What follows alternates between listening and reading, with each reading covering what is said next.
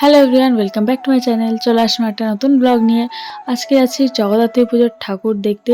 তো গাড়ি করে যাব ওপারে, পুরোটাই গাড়ি করে ঘুরবো। তো চলো দেখতে থাকো। সারা রাতের প্ল্যান আছে। বেরিয়েছি তো রাত 10টার সময় বাড়ি থেকে, 10টা না 10:30টার সময় বাড়ি থেকে বেরিয়েছি। প্রথমে চলে গেছিলাম মনসাতলা এই প্যান্ডেলটা দেখতে, যেটা দারুণ লেগেছিলো, মানে ভীষণই ভালো লেগেছিলো। আর এই ছিল ঠাকুরটা। ঠাকুরের ভিডিও তোলা হয়নি আমার, তাই ফটো দিয়ে দিলাম। তারপর নেক্সট চলে গেছিলাম এই প্যান্ডেলটা। এটা কি থিমে ছিল আমি জানি না, বাট এখানে সব প্যান্ডেলই খুব সুন্দর হয়েছিল। তো আর ঠাকুরটা তো বলার মতো না, অসম্ভব সুন্দর হয়েছিল।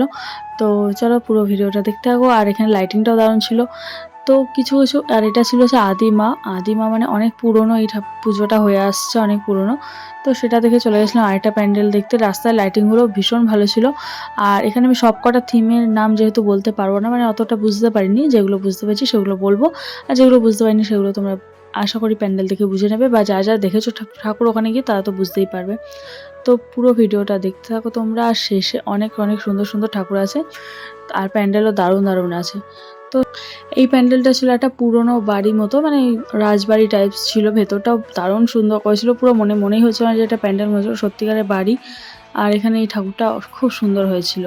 তো তারপর আর নেক্সট প্যান্ডেলে চলে গেছিলাম। সেখানে ছিল একটা ঝর্ণা, ঝর্ণার পর এই প্যান্ডেল। এই থিমটাও আমি ঠিক জানি না কি বেসিসে হয়েছিল, কিন্তু ঠাকুরগুলো আমার ভীষণ সুন্দর লেগেছিলো। আর এইটা প্যান্ডেলের থিমটাও বেশ ভালো ছিল। তো চলো পুরো ভিডিওটা দেখতে থাকো।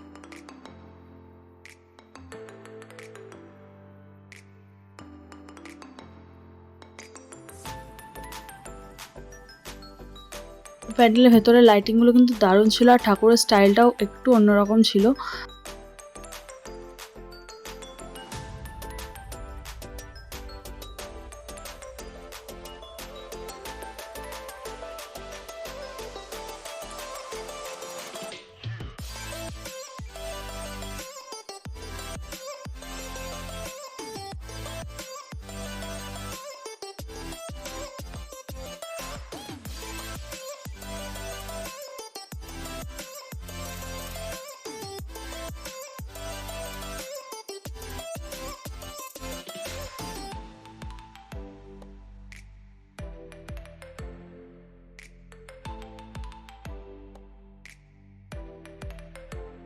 গেছিলাম হ্যাঁ তেঁতুলতলা ঠাকুরটা দেখতে। আর এটা ছিল 200 বছরেরও পুরনো পুজো। ভীষণ ভালো লাগছিল ঠাকুরটা দেখতে।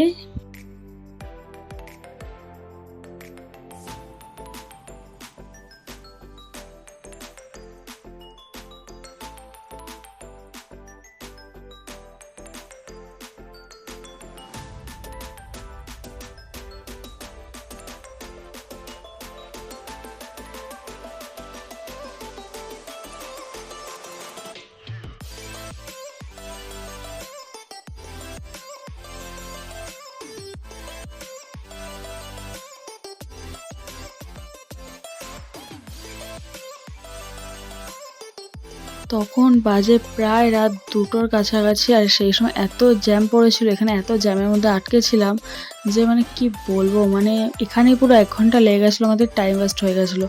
এত জ্যাম ছিল এই রাস্তায়, মনে হচ্ছিল সন্ধ্যাবেলা ঠাকুর দেখতে পেয়েছি, মনেই হচ্ছিল না যে রাত 2টো বাজে সেই সময়। তারপরও জ্যাম তো ছাড়ছিলই না, জানি না কেন এত জ্যাম হয়ে গেছিলো। তো যাই হোক, ফাইনালি জ্যাম কাটিয়ে আমরা নেক্সট প্যান্ডেলে যেতে পেরেছি অনেক কষ্ট করে। আর প্যান্ডেলটা দারুণ ছিল।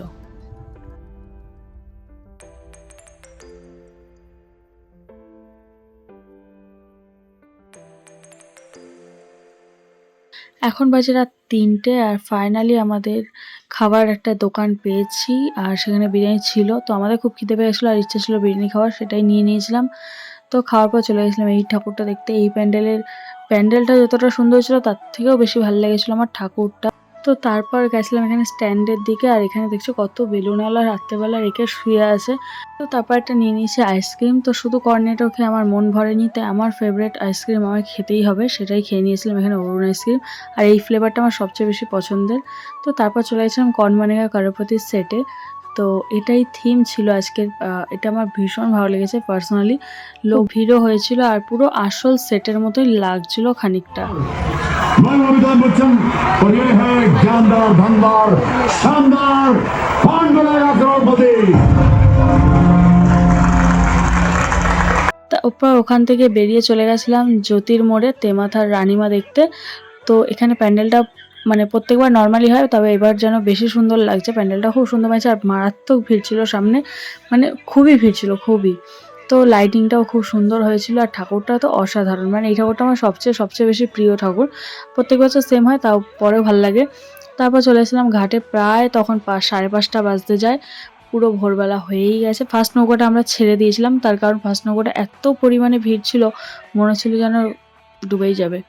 তারপর আমরা সেকেন্ড নৌকায় গেছিলাম আর সেটা আস্তে আস্তে পুরো পুরো ভোরের আলো ফুটে গেছিলো আর ভোরবেলা গঙ্গাটা দারুণ দেখতে লাগছিল। তো আমি ফাইনালি বাড়ি চলে এসেছি আর দেখা হচ্ছে নেক্সট ভিডিওতে। আজকের মতো এখানেই টাটা, বাই বাই।